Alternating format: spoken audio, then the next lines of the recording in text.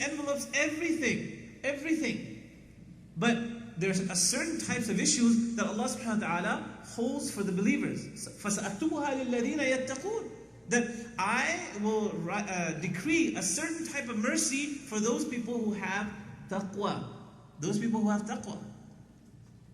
Those people who have taqwa. And that's why Allah subhanahu wa ta'ala says, إِنَّ رَحْمَتِي قَرِيبٌ مِّنَ الْمُحْسِنِينَ. My mercy is very near to those people who excel in what they do. Who excel in what they do. So the point again simply being that you begin to think of these things that, subhanAllah, Allah covered for me. Allah could have exposed me. I could have been done. I mean, everybody would have thought so bad of me. But all this time Allah is covering for me. And what that brings to the heart then is, subhanAllah, I have no choice but to thank Allah, to remember Allah, to dedicate the rest of my life to Allah, to devote the rest of my life to Allah. I'm going to do it. This time I'm going to do it because I realize now, and the tears begin to come to your eyes, that subhanAllah, I didn't realize this all this time. I've lived all this long and I didn't have this realization. You know, one time there was a man who was passing, the man was about 70 years old, and he asked a young man who was hardly like about 8, 9 years old, and he was telling him, go ahead and light the fire. They were preparing a barbecue or something, and he said, go ahead and light the fire.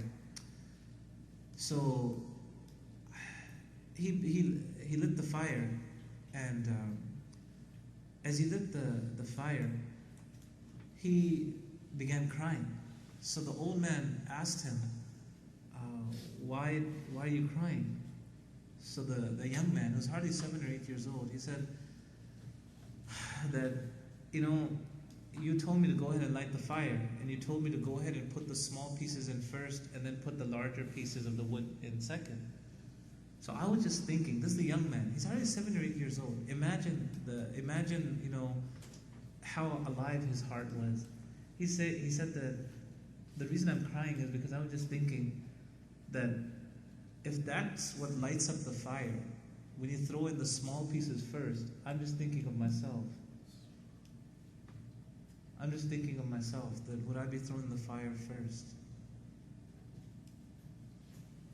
This is a heart that is alive, you see. I mean, so your reaction now, when you think of all this, that Allah has covered for me, say, I've got to remember Allah.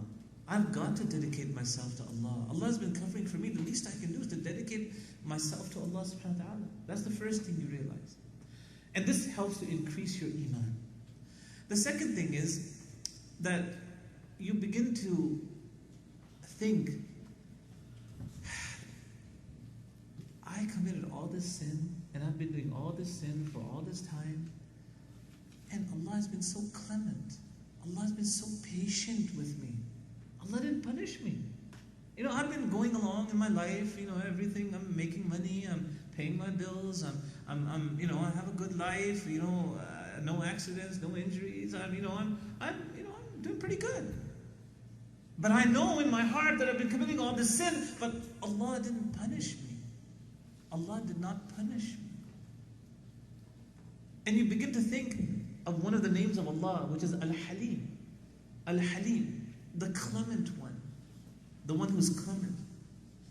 And you say to yourself, subhanAllah, how patient Allah has been with me. If Allah has been that patient with me, I can certainly be patient with my children. I can certainly be patient with my wife. I can certainly be patient with my husband. I can certainly be patient with my Muslim brothers and sisters in my community. And you begin to think. And that helps to, as you begin to have those realizations, again, the tears flow if you're sincere. If your heart is alive, the tears will flow. And you say to yourself, subhanAllah, Allah has been so patient, has not punished me, has given me another chance, another lease on life to keep on going. I'm 60 years old, I'm 70 years old, And still Allah has given me a chance. Prophet Muhammad ﷺ said that most of my ummah will live between the ages of 60 and 70. That's how long they will live. But Allah has given me more. And I still have a chance. Just one day, if I dedicate myself to Allah, 1 hour could change my entire life. Look at how Halim Allah subhanahu wa ta'ala is.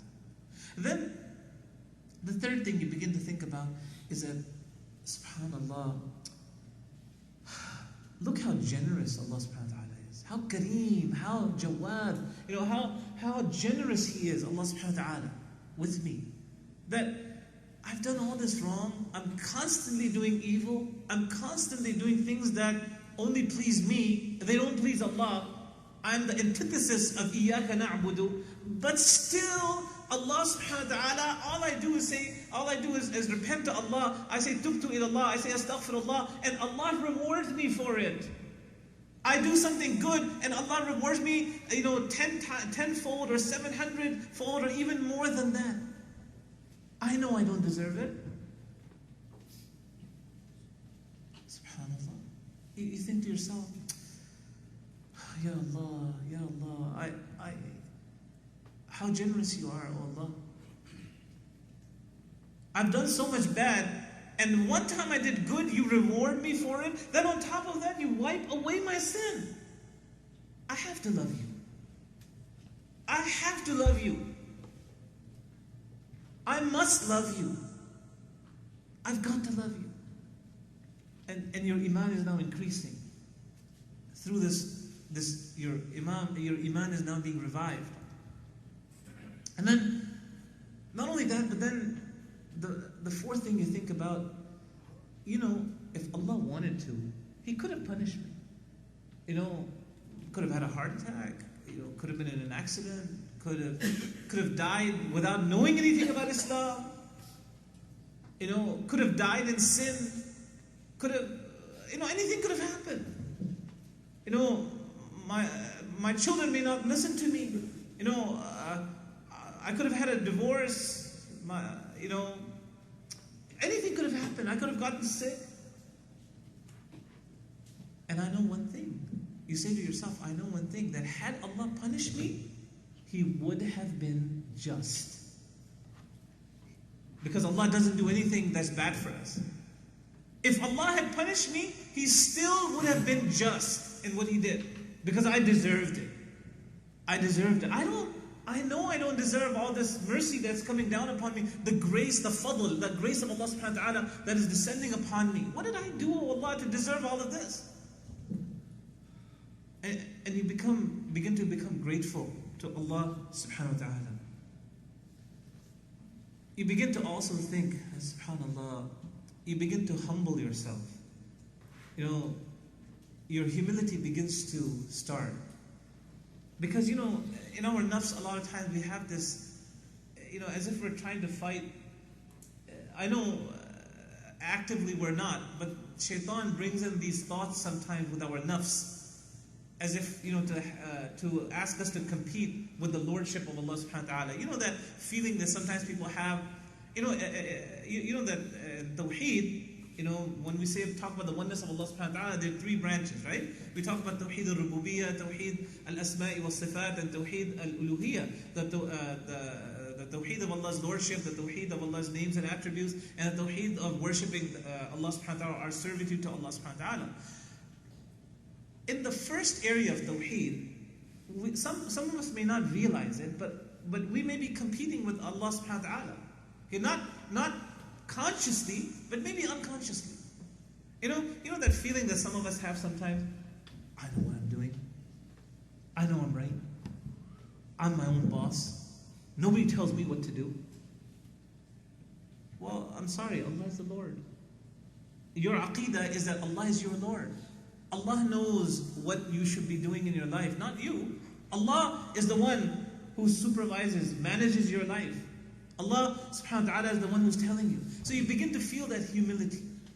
When you do tawbah sincerely, as your iman will rise as you begin to feel humble in front of Allah subhanahu wa ta'ala. And that humility comes from four aspects. The first thing is to feel a need of Allah subhanahu wa ta'ala. That you actively feel in your life that, oh Allah, I need you. I need you badly, oh Allah. Can't do without you, Allah. I need you. Only if you're humble, you're going to be able to bring that type of a demeanor in your life. Oh Allah, I can't do without you. I need you right now. I need you, oh Allah. Be with me. I need you. I can't walk without you, oh Allah. I know I can't do a single thing without you, oh Allah. That humility, as it begins to take over your existence, it begins to take over your soul, that will help to increase your iman. It will enrich your iman. Then the humility of obeying Allah subhanahu wa ta'ala. As you begin to obey Allah subhanahu wa ta'ala, the humility will increase and your iman will rise. Your iman will rise. Then the humility of loving Allah subhanahu wa ta'ala. When you love someone, you're humble to that person. You're ready to do whatever they want you to do. And of course for Allah subhanahu wa ta'ala is the most. That as you humble yourself, as you love Allah subhanahu wa ta'ala more and more, you'll become more and more humble in your life. And the last thing is that when you are in touch with your sin, and you have this attitude that I'm really sorry. But it's not just an issue of being sorry. You have to take it to the next level. It's not just a matter of saying I'm sorry. No, what you have to say is I'm through. I'm through. I'm through with the sin. I'm through with this attitude. I'm through with this conduct. That will bring humility in your life. That will bring humility in your life. If you want to be good, you first got to take a look at yourself. You first got to see that you were bad. That you were bad. So, today, brothers and sisters, we've covered 3 benefits, I think, right? Number 1, the benefits of Tawbah. It wipes away your sin, number 1. Number 2, it will give you admission into paradise. Number 3, it helps you to increase your iman. And inshallah, I've tried to share with you how this will happen. And inshallah, again, the reason for covering these benefits is for all of us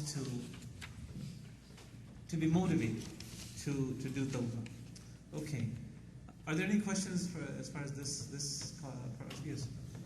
How do you balance between going into depression while you try to do the Tawbah?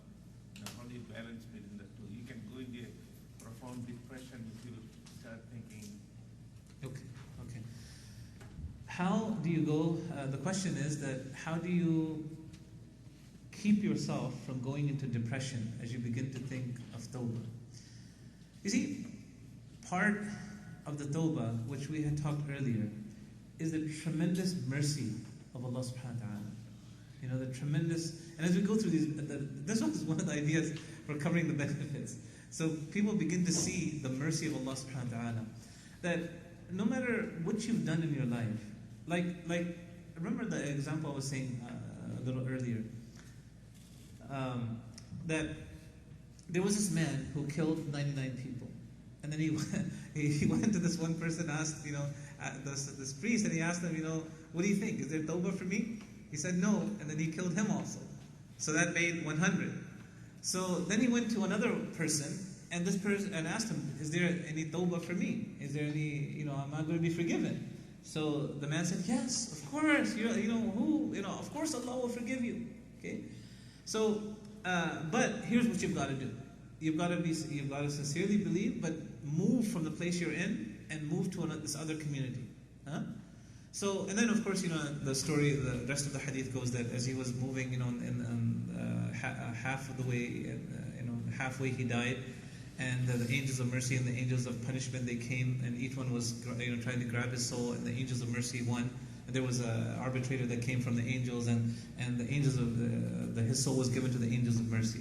Okay, so what can keep us from going into depression is to think of the tremendous mercy of Allah subhanahu wa ta'ala. that Allah is ready to forgive. It's just the ball is in our court. How ready are we to come back to Allah?